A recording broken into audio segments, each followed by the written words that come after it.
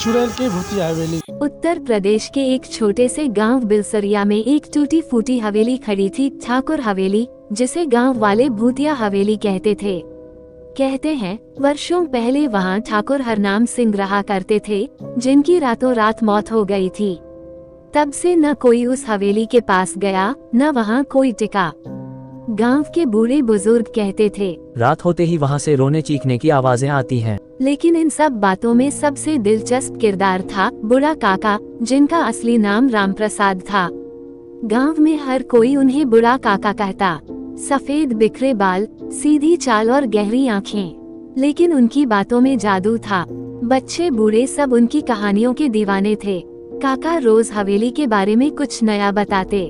कोई कहता काका खुद भूत है, तो कोई कहता उन्होंने कुछ छुपा रखा है उस हवेली में। एक दिन शहर से एक नौजवान लड़का आरव गांव आया। उसकी मां की मृत्यु के बाद वह मानसिक रूप से टूट चुका था। शहर की आपाधापी से दूर उसे गांव में सुकून की तलाश थी। वह बूढ़ा काका के घर रुका।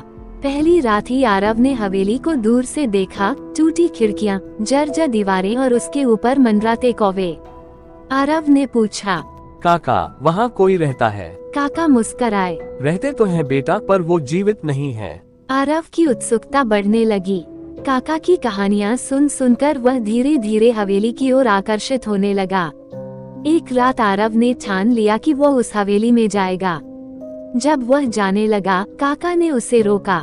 बेटा, अगर जाना ही है तो ये ताबीज ले लो, ये तुम्हें बचाएगा। और कुछ भी हो, भीतर किसी औरत की आवाज सुनो तो पलटना मत। आरव चौंका, लेकिन वह हंसते हुए चला गया।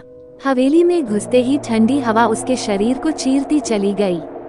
लकड़ी की सीढ़ियां चूं चूं करती, दीवारों पर जाले और एक भारी सन्नाटा। तभी पीछे से एक आवाज आई, मदद करो मेरी, मैं यहाँ हूँ। आरव ने पलटकर देखा, एक औरत सफेद साड़ी में, लहराते बाल और पथराए आँखें। काका की बात याद थी, पलटना मत। वह तेजी से एक कमरे में घुस गया। कमरे में पुरानी तस्वीरें थीं, ठाकुर हरनाम सिंह, उनकी पत्नी और एक बच्ची।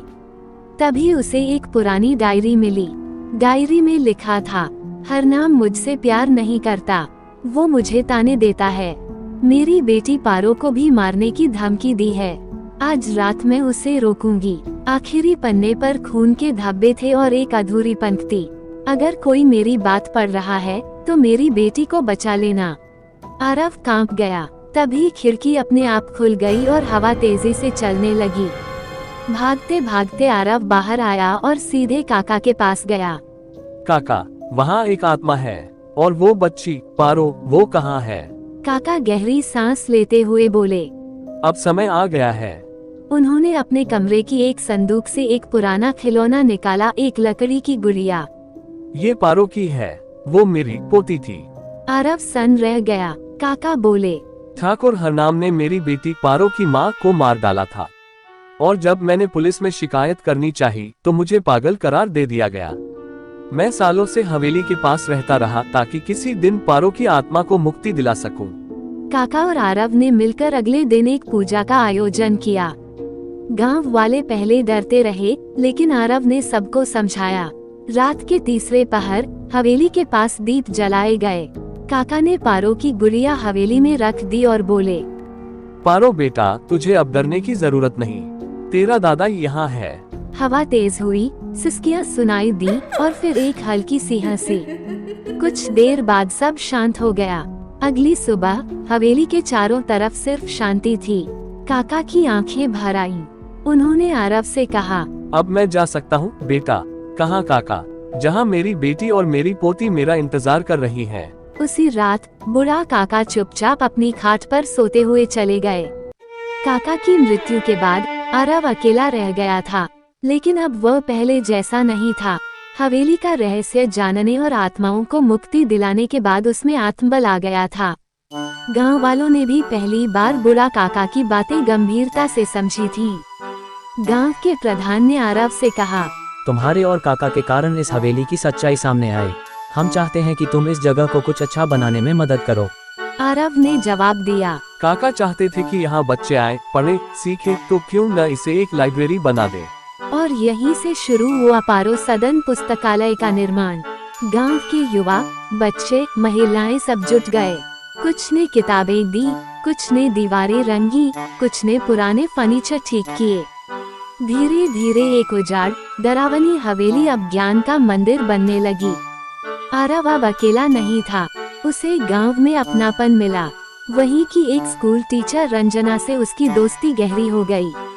दोनों मिलकर बच्चों को पढ़ाते, कहानियां सुनाते और गांव में नई सोच लाने की कोशिश करते। एक दिन रंजना ने आरव से पूछा, तुम शहर क्यों नहीं लौटे? आरव मुस्कुराया। जहाँ आत्मा को सुकून मिले वही घर होता है। इस गांव में मुझे वो मिला है। कुछ महीनों बाद की बात है। एक रात आरव को सपने में बूढ़ा काका दिखे। वही मुस्कुराता चेहरा, वही लाठी, वही सफेद धोती। काका बोले, तूने मेरा अधूरा काम पूरा कर दिया बेटा। अब मैं सच में मुक्त हूँ। और पारो भी मुस्कुरा रही है जहाँ कहीं भी है। आरव की आंखें नम हो गई।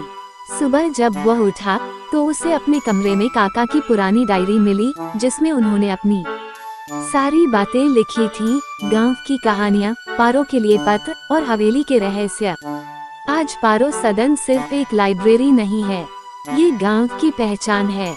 हर साल 2 अक्टूबर काका की पुण्यतिथि को काका कथा महोत्सव मनाया जाता है, जिसमें दूर दूर से लोग आते हैं, कहानियां सुनते हैं और अपने बुजुर्गों को सम्मान देने की शपथ लेते हैं। हवेली अब भूतिया नहीं रही, उसे अब पारो सदन कहा जाने लगा।